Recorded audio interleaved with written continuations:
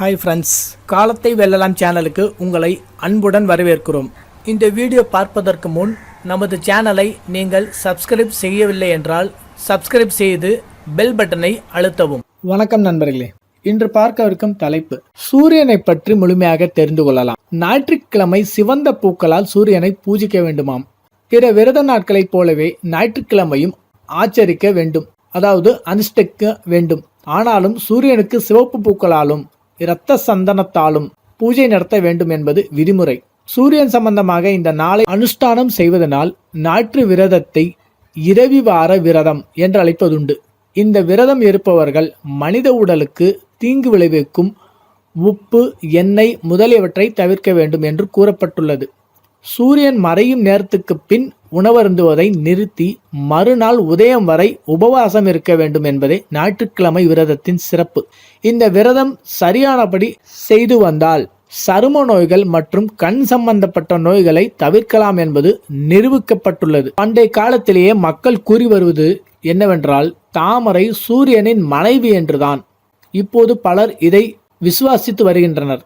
இப்படி கருத்தில் கொள்ள தனிப்பட்ட சூழ்நிலைகளுக்கும் உட்படும் போது தாமரையிலுள்ள கோஷங்களில் சில மாற்றங்கள் உண்டாக்குகின்றன.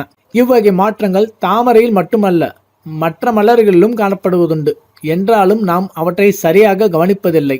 சூரியன் உதிப்பதற்கும் மறைவதற்கும் ஏற்றவாறு தாமரையின் வெளிப்புறத்தில் நிகழும் மாறுதல்களை நித்ராசலனம் என்று சாஸ்திரம் கூறுகிறது. அதிகாலையில் சூரிய ஒளி படியும் போது தாமரை விரிகின்றது. அதாவது தாமரையை இயக்குவது சூரிய ஒளி என்பது பொருள். சூரிய ஒளி காலையில் தாமரை மொட்டில் படும்போது அதனுள் இருக்கும் கோச பாகங்கள் விரிவடைகின்றன. இதனால் பூ இதழ்களில் விரைப்பு அதிகரித்து பூ விரிகின்றது. மாலை நேரம் மேல் கூறிய கோச பாகங்கள் எதிர் திசையில் விரிவடைகின்றன. ஏனென்றால் இதை சுற்றிலும் உள்ள கோஷங்களிலிருந்து நீர் உறிஞ்சி எடுக்கின்றது. விளைவாக பூ சுருங்குகின்றது. அது மட்டுமில்லாமல் சூரியனின் சக்தி உதிக்கும் போது இருக்கும் சூரியனின் சக்தி மறையும் போதும் உண்டா? காலை கதிரவனின் சக்தி மறையும் போது இல்லை என்பது நம் பண்டையர்கள் அறிந்திருந்தனர்.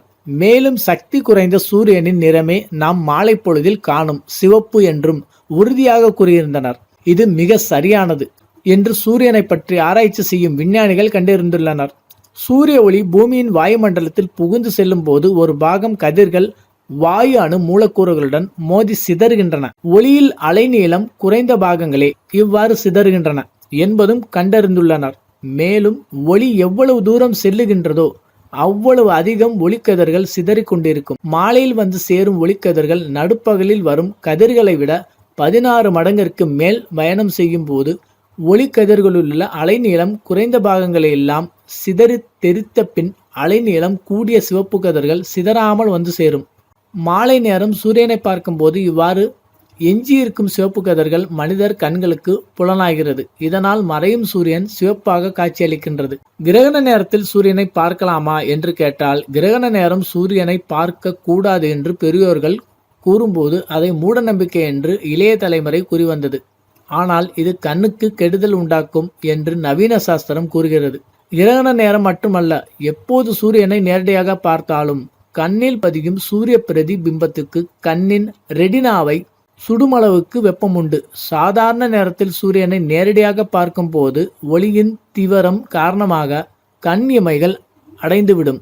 ஆனால் கிரகண நேரம் சூரியனின் பெரும்பாகம் சந்திரன் மறைக்கின்றது. அதனால் ஒளியின் தீவிரம் குறையும். கண் இமைகளும் ஏறத்தாழ முழுமையாக திறந்திருக்கும். சூரிய ஒளியின் ஒரு சிறு அம்சமாவது கண்ணில் படியும் போது பிரகாசம் கண்ணுக்குள் புகுந்து ரெடினாவை சுட்டிவிட வாய்ப்பு உண்டு. அதனால்தான் சூரியனின் சிறிய ஒரு அம்சத்திலிருந்து வரும் ஒளிக்கதிர் கூட பூரண சூரிய பிரதிபிம்பத்தின் அளவு வெப்பத்துடன் வருகின்றது என்று கண்டறிந்துள்ளனர். இதனால்தான் கிரகண நேரத்தில் சூரியனை பார்க்க கூடாது என்று கூறுகின்றனர். இது மட்டுமில்லாமல் சூரிய தரிசனம் எப்போதெல்லாம் செய்யக்கூடாத நேரங்கள் என்று பார்க்கலாம். காலை கதிரவனை தரிசிப்பதற்கும் வணங்குவதற்கும் பாரத கலாச்சாரத்தில் மிக முக்கியத்துவம் அளிக்கப்படுகிறது. மாலை வேளையில் சூரியனை பார்ப்பதும் சூரிய ஒளியை ஏற்பதும் அழகை அதிகரிப்பதற்கு உதவும் என்று ஒரு மூதுரை உண்டு. ஆனால் சூரியனை பார்க்கக்கூடாத விளக்கப்பட்ட நேரங்களை பற்றியும் ஆச்சாரியர்கள் போதித்துள்ளனர். சூரியன் என்றொரு நட்சத்திரம், பூமி என்றொரு கோணம் என்று பண்டை காலத்தவர்கள் கூறியதுண்டு. இது பிரபஞ்ச கோடியின் சாஸ்திரம் அறிவியலின் தத்துவத்தின் அடிப்படையில் கூறுவது. விண்வெளியில் அளவிட முடியாத வண்ணம் உலாவும் சூரியன் என்ற அற்புதத்தை பற்றி எத்தனையோ கதைகள் நாம் கேட்டிருப்போம். மிக பண்டைய காலம் முதல் மனிதன் ஆராதித்து வந்த ஒன்றுதான் சூரியன்.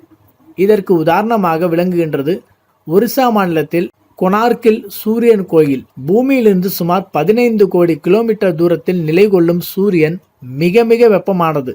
மேல் பரப்பில் 580 கெல்வின், மத்தியில் 15.6 கோடி கெல்வின் என்பது இதன் வெப்பம். சுமார் 14 லட்சம் கிலோமீட்டர் குறுக்கு அளவு உடைய சூரியனில் ஒவ்வொரு வினாடியும் 70 கோடி டன் ஹைட்ரஜன் 69.5 கோடியுடன் ஹீலியமாக மாறுகிறது. நியூக்ளியர் ஃபிஷன் விளைவாக சூரியனின் சக்தி உருவாகின்றது. வினாடிக்கு சுமார் 50 லட்சம் டன் சக்தி காமா கதிர்களை வெளியேற்றுகின்றது. 450 கோடி வருடம் வயது கணக்கிடப்பட்ட சூரியனுக்கு இனியும் 500 கோடி வருடங்கள் இவ்வாறு எரிந்து நிற்க இயலும். நீரில் பிரதிபலித்திருக்கும் போதும் நடுப்பகலிலும் சூரியனை பார்க்க கூடாதென்பது விசுவாசம். இதை விஞ்ஞானமுடன் பின்தாங்குகின்றது. தானாக ஜொலித்து நிற்கும் சூரியனை வெறும் கண்களால் காண்பது தீங்கு விளைவிக்கும். நடுப்பகலில் வெறு கண்களால் சூரியனை பார்த்தால் மிக ஆபத்தான பார்வை கோளாறுகள் ஏற்பட வாய்ப்புண்டு. இதை பண்டைய காலத்து பாரத மக்கள் சூரிய சாபம் என்று அழைத்தனர்.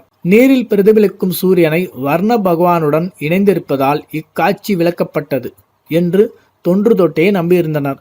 இதுதான் சூரியனின் கதை. நன்றி நண்பர்களே.